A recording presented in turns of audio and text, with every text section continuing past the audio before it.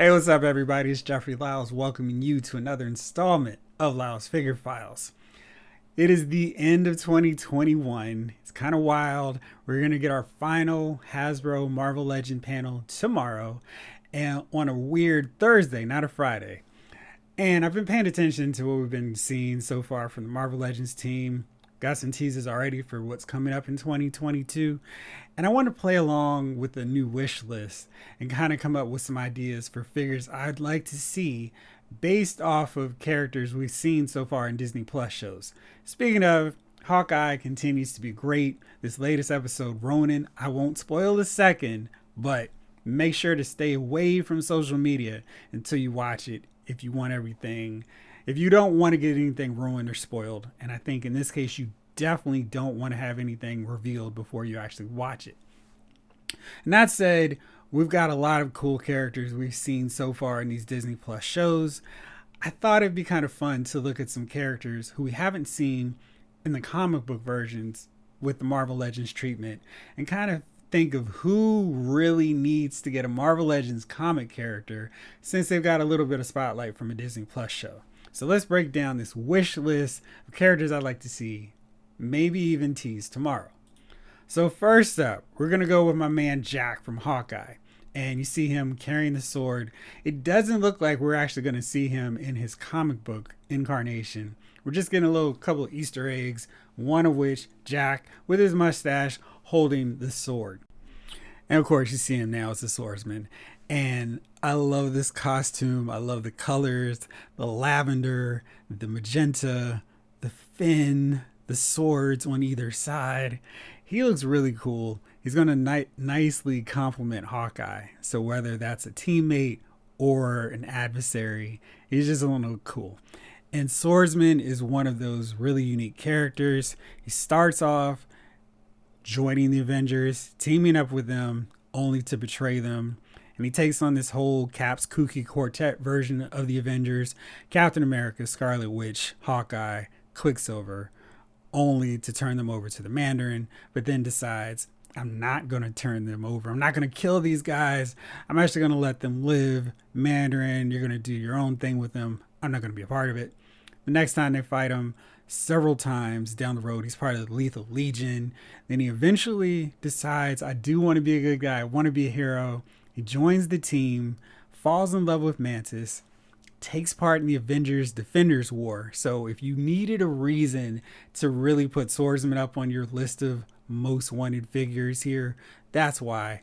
And I think he is the last member of this squad outside of Mantis that we need. So we need a comic book version of Valkyrie, Swordsman, and Mantis.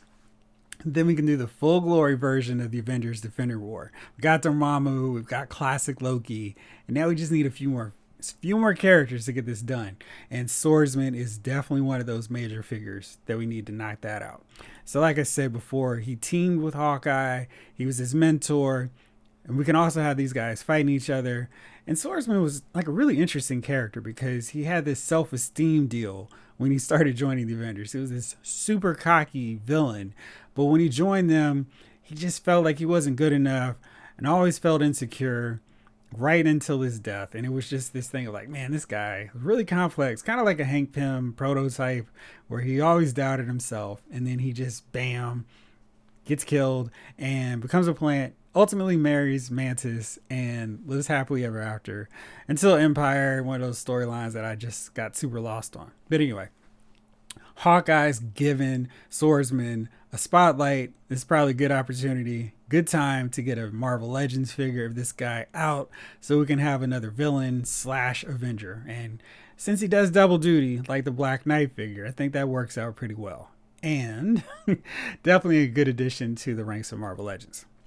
Next up, from the oh so terrible Inhuman show, because I figure we can also stretch into this show as well, is Crystal. Now you look at Crystal, this outfit wasn't bad. They actually got the black stripes in her hair. Lockjaw was probably the best part of this show. They even had her color scheme right. But Crystal is a super, super important character in the Marvel Universe. She also gives us a member of the Inhumans. So far, we're just on Black Bolt and Medusa. So getting her would add another member to that team And, the Inhumans have been neglected a little bit. They started off strong. We actually gotten 2 versions of Black Belt and Medusa.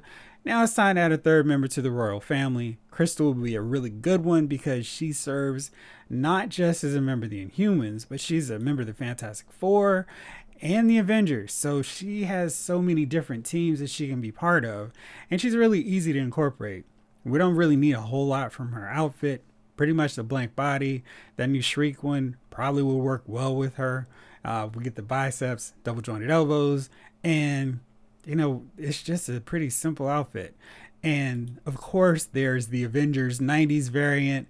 Maybe they're gonna make a removable deal like they did with Moira McTaggart, where she can have the leather jacket, the rogue jacket that they already sculpted. So there's nothing else that need to be done here, and we can just put her in this outfit.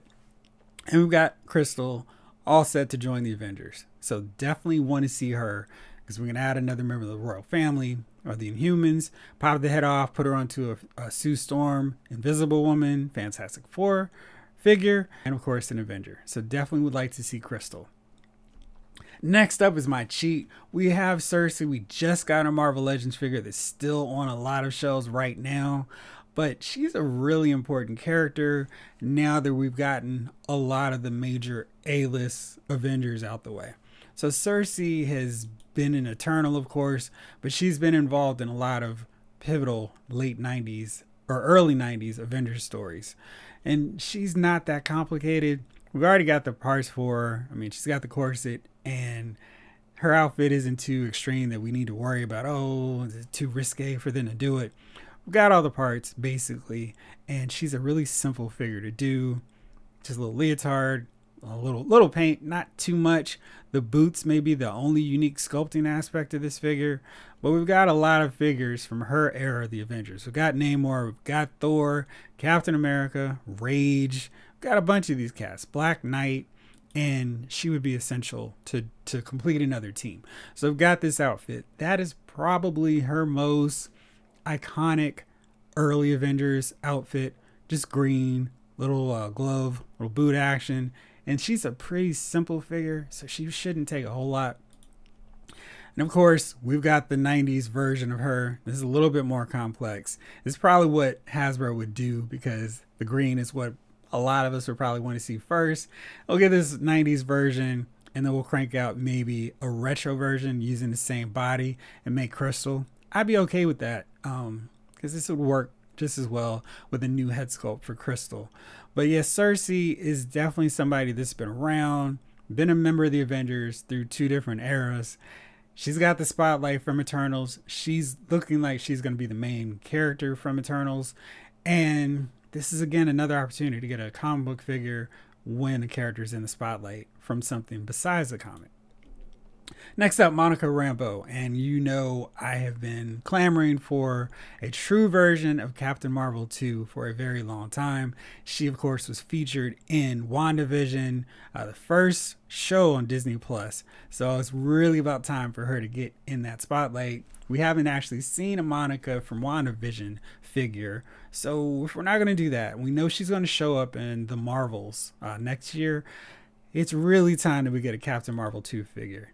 And I always love this outfit, the black and white, the sleeves work in there. This is good practice for them when we get that Banshee figure. But yeah, she love the Buccaneer boots, the long hair. I don't like the modern versions with the short hair. I like this take. I'm super classic with my figures, so the first version is what I really want most of the time.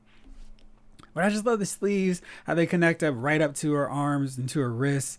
And it's just a really striking costume because we haven't seen this kind of combination before with somebody. And Captain Marvel, of course, is a member of the Avengers and actually led the team for a minute. So she led Captain America, Wasp, Black Knight, Thor, etc. So she's important. And I guess up to until now, she's still the only black female member of the Avengers. Kind of weird, but yeah, definitely somebody we need to get a figure for. And finally, she is one of the last holdouts from the Secret Wars era. So we've got most of these guys at this point. We even got different versions of the Fantastic Four. I think on the shot, you can still see the remaining members that still need to get done. We definitely need Monica, Captain Marvel 2, Rogue in her early 80s outfit and She-Hulk. I think that covers the looks of everyone from this saga. Now we could always get a different version of Wasp, but this is it. So yeah, another reason why we need to get Monica Rambeau, Captain Marvel 2, into this lineup. She's featured heavily in WandaVision, going to be featured in the Marvels, so classic version of Captain Marvel 2. Let's get that done. Next up, Flag Smasher. We've seen her in The Falcon and the Winter Soldier, played, and she was Carly Morgenthau. And she didn't wear a costume. She really basically just wore a mask, helmet. Not a really exciting figure, but I could see getting a Disney Plus actual version of Carly, because she is kind of important based off of things she did during the show. But she would be useful in terms of her comic book look, which isn't anything at all like this version. Flag Smasher is super brute dude. We've seen different Captain Marvel or Captain America outfits or figures that would work just fine. You see on the top left here, Battlestar RIP from Falcon and Winter Soldier. But Flag Smasher is a cool looking character. It's got a mace. I mean, you can't go wrong with a character that's rocking a cape and a mace. That just looks cool. Again, it's another unique color scheme. Got a black cowl, kind of sort of resembling Batman with the arc of the cape. Got the big weightlifter style belt. Got these arced down boots. And I actually don't mind his goon squad as well. The rest of the Flag Smashers. They would be cool in figure form. But definitely would like to see this rendered in Marvel Legend form. Again, we got this spotlight with these shows, so it's a perfect opportunity to make use of this to get these comic book versions of these characters out. So I'd definitely like to see Flag Smasher, and I'm always down to get more villains of Captain America, who's kind of one of those guys who's been neglected on that front. And finally, Mortis. And we've seen a version of a Mortis in Loki, played by Jonathan Majors, who will be seen several times in the course of Phase 4 for Marvel Studios. But this was a nice tease to what we're going to see from the various versions of Kang. Really got the cloak down with the robe, the whole deal. And I definitely need to see this guy in Marvel Legends form. We've already got an amazing take on Kang. Now we need probably his second most iconic version in figure form. So we've got this, the big super crown, the big gigantic collar. It's just a cool look.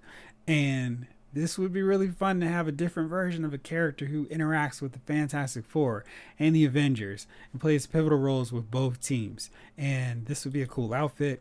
And have him going up against Kang would be really great. So definitely another one that I'd like to see. So in retrospect, let's get Flag Smasher, Mortis, Cersei, Crystal, Swordsman. Crank it out. Hopefully we'll see some of these guys. One of them tomorrow with this presentation from the Hasbro Marvel Legends team. I'm actually going to put together my super wish list. Maybe it'll be 10, maybe 20 characters I want to see for 2022. Maybe I should do 22. Anyway, so that is all for me on this one. I will be back tomorrow, of course, recapping this live stream from the Hasbro Marvel Legends team. So I'll see you then. Thank you so much for watching. This episode of Lyles Figure Files has been filed.